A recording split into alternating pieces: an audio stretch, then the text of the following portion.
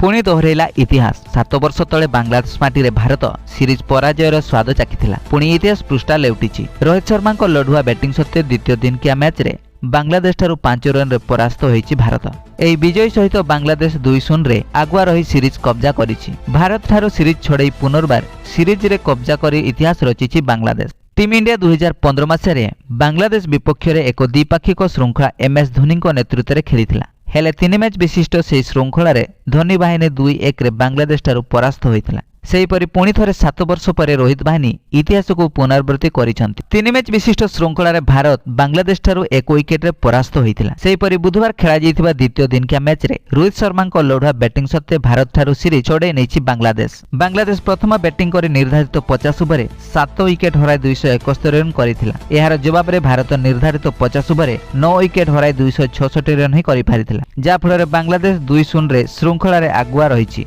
एहार शेष match December 10 तारिख रे खेला जिवो।